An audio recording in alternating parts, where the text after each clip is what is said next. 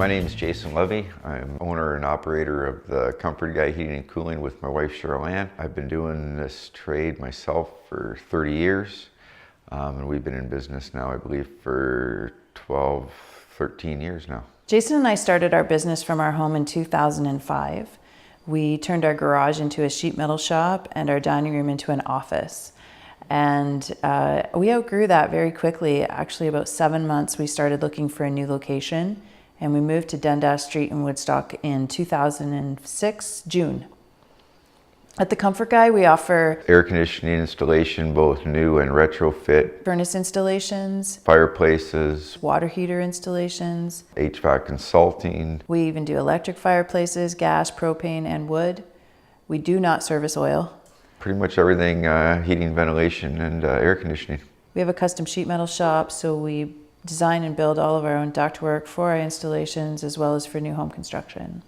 All our ductwork is rectangular ductwork, and fittings are all done in-house. They're made to fit your home. On the day of the installation, we'd come in and start from there. When we tear out, we'd measure what's needed to fit in there rather than buy something that we have to chop up and put more joints and stuff in to have it fit into your situation. We rather make everything fit right from the get-go, from the furnace to your situation. We were called out to this home to put in a fireplace. So we quoted the job, went out and saw the job, and actually upon doing the job, we found a lot of crazy stuff going on this job. It was an old home, and there were some issues when we started taking apart the area where the fireplace was going. We could see that there needed a lot more structure behind it. It just wasn't going to be able to handle that flow that Jason had originally planned in the installation. So we spoke with the homeowner and went ahead and took a couple more days to do the installation. The homeowner was very impressed with Jason's work. It turned out absolutely beautiful, beautiful granite front fireplace. And he asked him if he could possibly help him with heating his upper floors. He had just recently had a furnace put in, but his upper floors just weren't getting warm. And we've experienced this in many homes before. And it doesn't alert us to a bad furnace installation. It just alerts us to the fact that there may not be enough ductwork on the upper floors, and all companies don't even address that. So I went down and had a look, and I found out, whoa, this is terrible. This isn't just a bad furnace installation. Like this is a bad everything. Like you see how we got the tag up on here? Yeah. So that's back when we put the fireplace in. And anytime you put a piece of gas appliance in or gas equipment, you gotta own it. It's your baby. So on here is our card. It's got the address, the name of our company, our registration number, phone numbers to get a hold of us, the date we did it, pressure we put in the line, how long we tested it for, the fitter's name. In this case, it was me, and my license number. So that'll go on that gas line, and that way if there's anything that happens or anything, they'll know who to get a hold of, or for whatever reason you take credit for what you do. It's, and in our business, we find that what we do, we're proud of what we do. So we have no problem posting this. The original person who put this gas line in, however, brought the gas line in, and there's nothing here to mark on it. Who put it in, what it is, what's the pressures, nothing. Did they test it, anything? So yeah, everything is just strapped against. It looks like he probably didn't have another one of these. Proper standoff there to keep that back across the top, and then he strapped it down the side of the furnace right to the ductwork, which the manufacturer stated is a definite no, you can't do that, and you definitely can't be using plastic straps to do that with. There's venting, plastic straps to it. I believe in the instructions of the venting it says you definitely can't, you have to use metal straps for it, and definitely don't use the furnace or the furnace ductwork to support any of it, which is exactly kind of what they've done. So the grossest for me is looking at this sheet metal. Put all this together with just pieces of metal they had on the truck to fit it into this mess to adopt the furnace into that furnace. You can see it's just, these are S-cleats that we use to slide over and make connections, but we don't use them on all four sides generally. He's used them on the sides as well as on the edges, just to bend steel with his pliers, stuff it in, and then pump it full of screws. Any licensed sheet metal guy or any guy with a little bit of pride would never do anything like that. This one over here is far worse because it's going to take, you see the size of the ductwork up above, and then they just squished it right down into this little dinky size, and it's all hand bent over and then screwed up. Nobody's taking any pride in their work, even like the old guys did here back in the day when this was built. It's a seam, and they've hammered that over by hand. That seam's all been hammered over for an airtight seam, and then you use the proper spots for your S's. Here's a correct S cleat being used by them. This is something they purchased from a store to fit the side of that air cleaner, and then they've purchased a piece of ductwork, but they've cut it to fit it here. So that gets them to the job site, gets that hooked up, and then some handyman will come in with their, or whoever they use, so I don't know. It's pretty sad to say. And he's just bent this adapter up with a couple of pieces of tin, screwed it together, and popped this on. He's called that a connection. It's not enough. It's definitely not enough air to flow into this furnace. The model number is 100,000 BTUs, and I believe it's got a 5-ton blower. We'll get into that later, but that air cleaner, the instructions say that it's supposed to have returns on both sides with large ducts coming out of it because it is such a huge furnace requiring such an amount of air. It's clearly not nowhere near it. So we're going to get ready to start hauling this thing and tearing it out soon and throw it away. So when Jason was in the home and he found the installation to be incorrect, he immediately contacted, like the homeowner was with him on the site visit, because he asked him to correct some ductwork problems. So Jason, they were there together in the basement, and he identified to the homeowner that the situation at hand, that this was a really rough installation and that somebody needed to take responsibility for this. So they immediately contacted, Jason immediately contacted the installing company. And I got the gentleman on the phone that works there, or is a son of the owners, I'm pretty sure, but he talked to me for a little bit. I expressed my concern that nobody was coming over there to look at it and join me at this. He was a little concerned that maybe he didn't like my attitude. Well, my attitude is that everything about this furnace is bad. I feel that you've stole from this customer, but so somebody really needs to come out from behind an office chair and see me and explain some of this. Like, it's bad and it doesn't meet up to any code. And they came in and they actually sent 2 installers that put the furnace in, and they were a little bit upset about the fact that someone was calling them out, so they were kind of aggressive and really didn't do anything. But they came down and said everything is fine with this job except for the fact we didn't hang our gas tag on the line. That's the only thing we did wrong, and everything else is fine. And poof, away they left. 10 minutes later, I got a call from the propane company again. It tells me that everything is just fine. Their installers were there, and this is great. There's no problem. Well, there's a big problem. This is terrible. Like, it's not to the gas code, the propane code, the TSSA standard. There's nothing that the manufacturer's instructions. There is nothing from the ductwork that is connected to this furnace, to the electrical wire that was hooked up, to the chimney venting, to the drain, to the AC that was already on that was installed. Nothing was done correctly. Therefore, the efficiency of this furnace, right down to the propane kit they installed, was not set up correctly.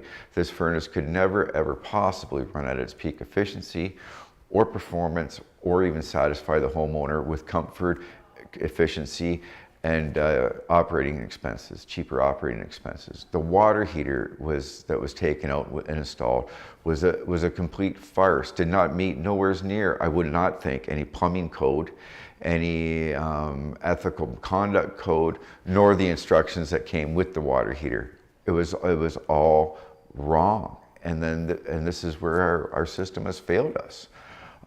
In this particular case, the TSSA gives us regulations that we have to follow, different ones for us, different ones for propane suppliers and companies.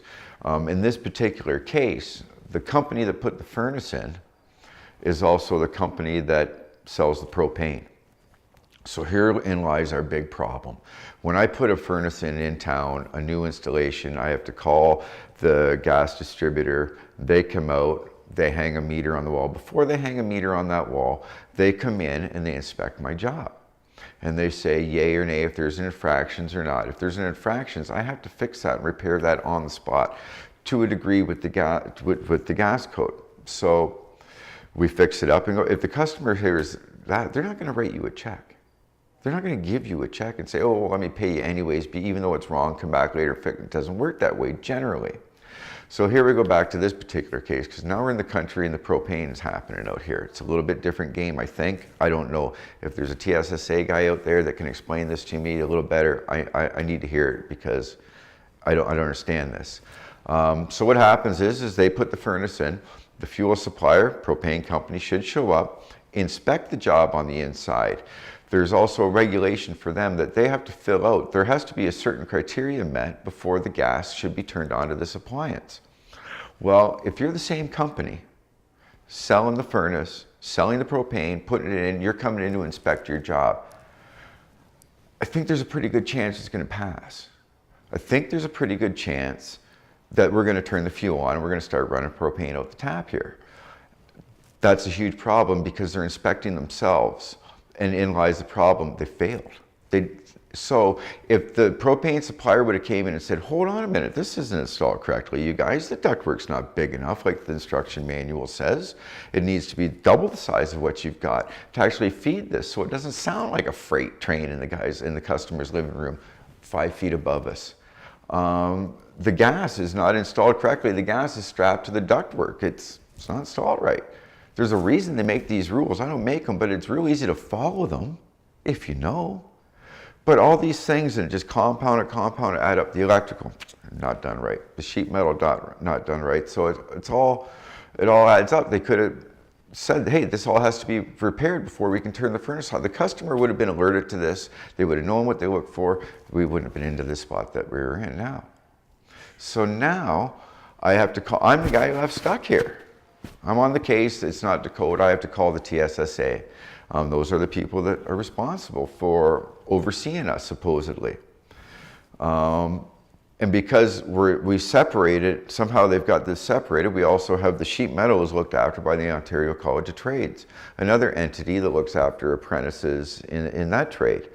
So we have to start, we called the TSSA and their guy came over, who is, and I don't understand this, but I called in, I made a specific complaint. This is a furnace installation that is not done correctly. I need somebody here because I'm responsible. I'm the last guy in, that's what the regulation tells me. So I need to get the responsibility off of me and my company and put it onto them because they oversee us and they can advise us on how better to operate. And this was not something that like we called them and they showed up. This took forever and calls back and forth in order for these things to get accomplished. So they sent out a boiler vessel mechanic, I believe, who has absolutely, I don't know how many furnaces he's put in over the years. I don't know how many he started up. I don't know what he did, but I do know he didn't have a clue what he was looking at. He didn't understand any of it. Everything about this job is wrong, right down to their gas code, right down to the regulations that if you would have went in and looked at, maybe they did, maybe they didn't, I don't know. But they should have looked at the propane company. Did they do their due diligence as far as investigating the installation of the furnace? Was it the code? Where's all the records of that? Because what happened at the end of the day was he sent a customer a letter that said you had until a certain date to get this repaired at your expense. To the customer, your expense, who just paid $6,800 for this junk system. That, remember, if the propane company would have advised them that this is a crappy installation, oh, but we don't do that to our own people, that's right, that would have stopped it. The customer wouldn't have wrote that check.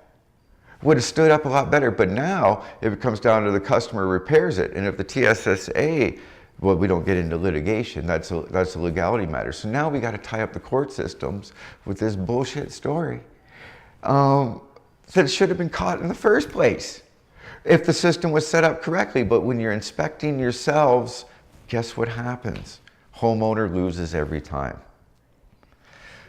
Call the Ontario College of Trades. Hey, I got a couple of licenses I pay big money a year for, And this sheet metal job is all hammered out, screwed in. There's nothing anywhere about the sheet metal trade, or a licensed sheet metal mechanic would be proud to say they made that. There just isn't, unless you're. I'm not even going to begin to try and dream of why you made this stuff. But at any rate, they did it. They didn't read the installation manuals. They didn't. So the sizing is now all choked down. The furnace can't breathe. The furnace is grossly oversized for the house as it is, let alone for their ductwork. Not bringing enough air back, therefore can't put enough air out. The propane bill is going through the roof. Hold it. Propane supplier is the same guy who put that in. That's right. That's right.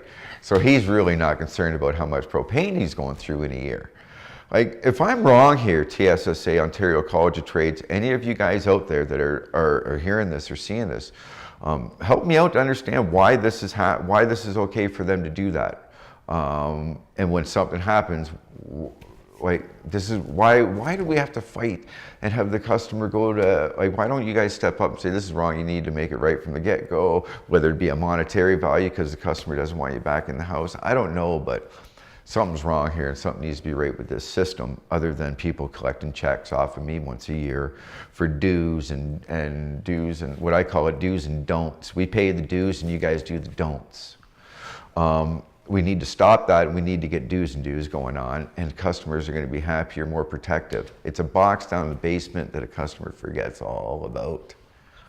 It's up to us to step up and make sure that what it's all about is years of comfort, years of savings, rather than this. What we're going to show you here is this is the air conditioning coil. The furnace already had air conditioning back in the day. They just slid it out of the way right now, got the furnace underneath and slid it back in. The problem with doing that is generally sometimes these coils are awfully small. They're just made for your generic furnaces back in the day, and most times out of 10. So, and like in this particular coil, they just shoved it back in. So you see the size of the hole down here, 20 by 20. All that air's got to come up. Well, when it comes up to here, we can look inside the furnace and we can see that they have to block it off so they can force the air through the coil and up and out to get your air conditioning. Again, look at the dirt in there from the nice job they did on sealing everything up. It's just mind-blowing to me on all this dirt that they've managed to blow through the system. So theoretically, the hole in the sides of the furnace, everything, it's all going to relate down to having to blow through this here. So we're going to pull this out and give you a little show of what it looks like underneath here and how big this furnace is and how much air it has to move. And then the way by putting this small little air conditioning coil on top and maybe not sizing it to the new furnace, it's restricting the air and really choking it down. So just give me a few minutes and I'll get that out. And that's it, folks. So we're going to take a furnace plenum that had an opening of 20 by 20 on it. It's supposed to move 5 tons of air, 100,000 BTUs, 5 tons of air, because it wasn't set up properly through that coil of 9 inches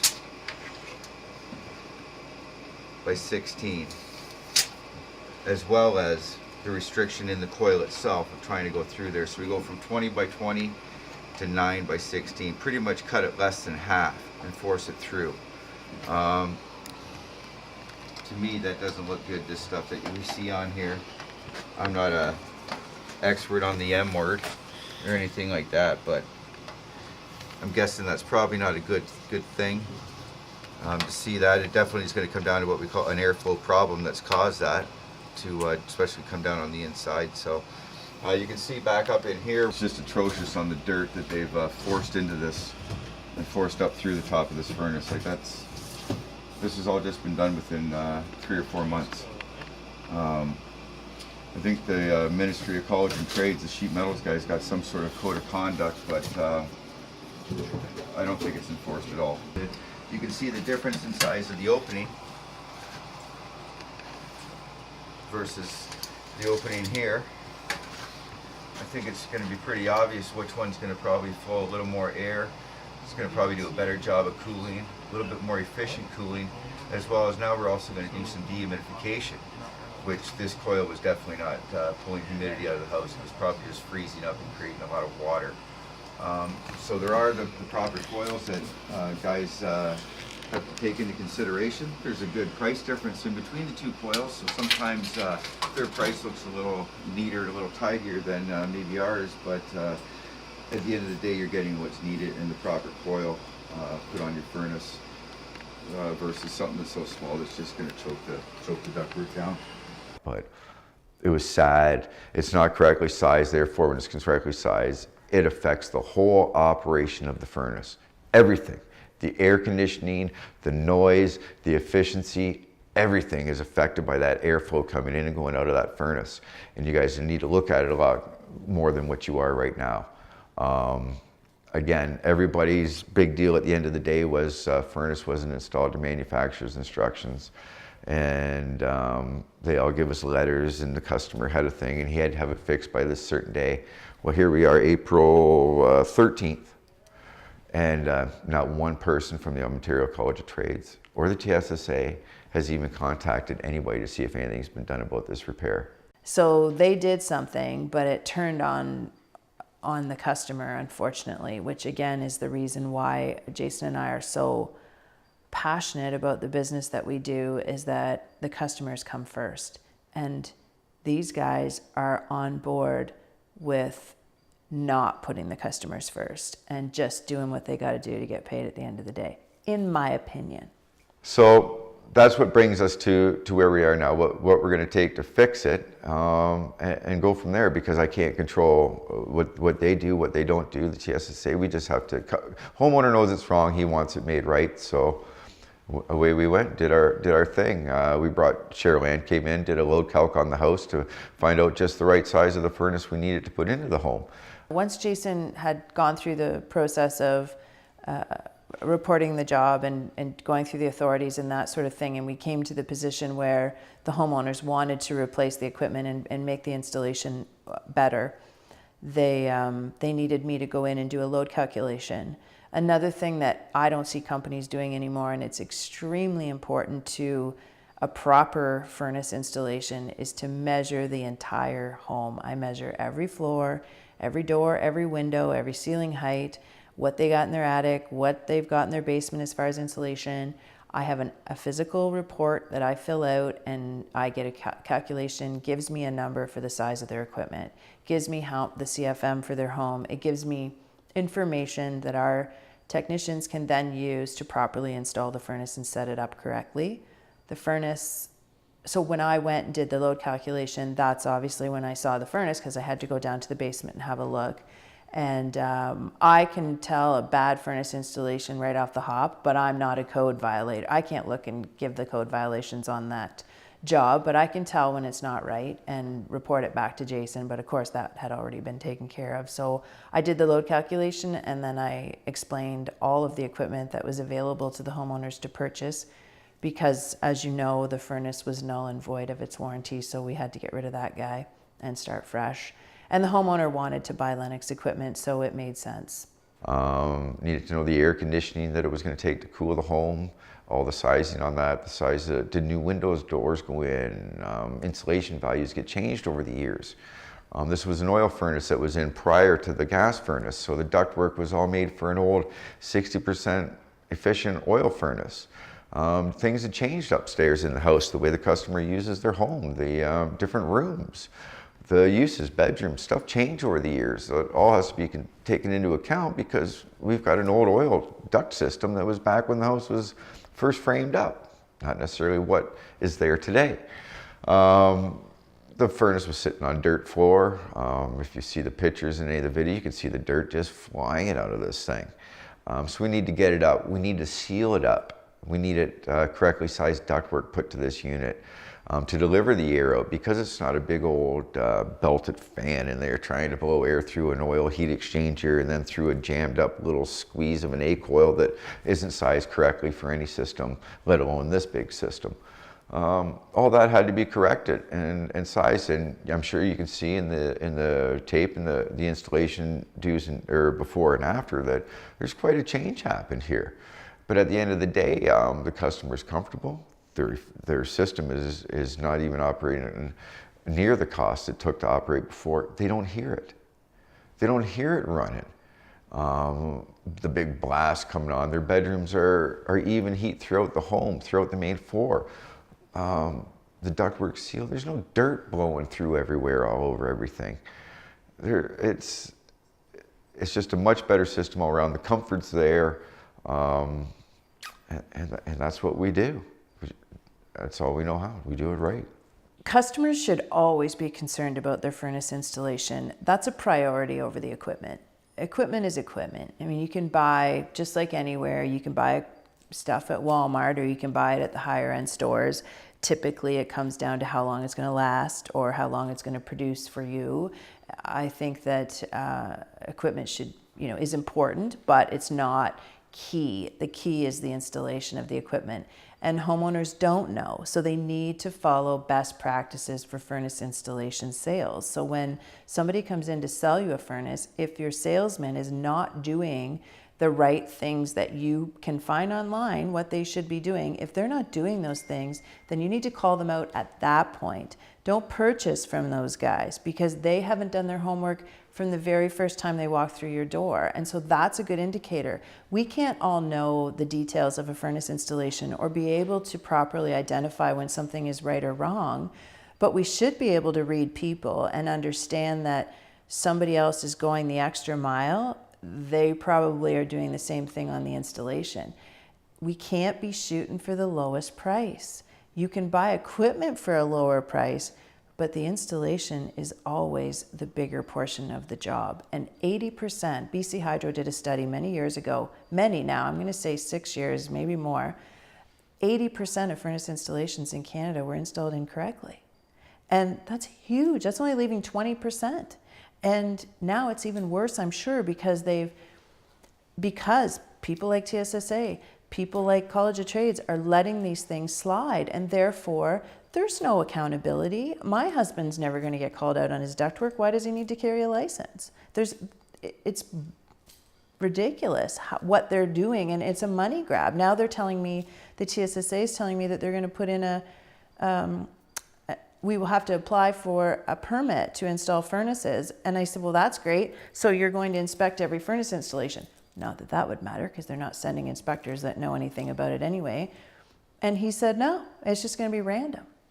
Well, what's the point? The point is they're putting more money in their pocket, in my opinion, and maybe I'm wrong, but that's how I see it, is that if we're not really going to inspect everyone that you're asking a permit to, that's what the permit pays for, is for you to inspect it so that we can keep everybody honest and keep everybody in the right playing field. Because I feel very offended when I sit down across the table with a customer and they're being quoted by AYZ company that I know, and I know their installations, and they're comparing me apples to apples. That's completely unfair. And TSSA and College of Trades are doing the exact same thing. So it's putting the customers at risk. That's what it's doing. So customers need to be more savvy. Just like everything else in our society, it's our job to know. The whole Mike Holmes thing, when he came out, it made people more aware. I'm not advocating for Mike Holmes, but I'm saying that the awareness of what he brought to the table, like we are today, should be teaching homeowners something. And what it did teach them is that they needed to be more savvy about who they chose to come into their home. And if you're looking at the price as your top priority to purchase, then you're going to fail every time. Shoddy installations will work with brand new equipment for a while. So you're not going to realize what's going on until 4 or 5 years when you got to pay that price all over again to get that repaired. And now with Jason and I being in business for over 12 years, we've come across that. I've quoted customers, they've went with another company. 5 years later, I'm getting a call to go back in and completely reinstall the furnace or put in a new furnace. So they're spending double. Absolutely. So it doesn't make sense. The dollar at the bottom line should be fair. And Jason and I believe our prices are fair. Fair to keep our licensing and keep our guys doing the job correctly. But I think that the best practice for them to do that is to check. You can go to the College of Trades and see if your technician, get their name, do they have a license. You can go to see if they have a gas license, see if they're in one of those professions. And also, I think that they need to get reference checks, like find out from people. On our website, we have reviews that speak volumes about our company, not just installations, but service and how we look after people. And that's huge, because other companies are still operating under the old boys club where they all watch out for each other instead of the customer. And Jason and I came in with a new spirit, and I think it's changed the industry. It will change the industry. It's going to take a bit of time.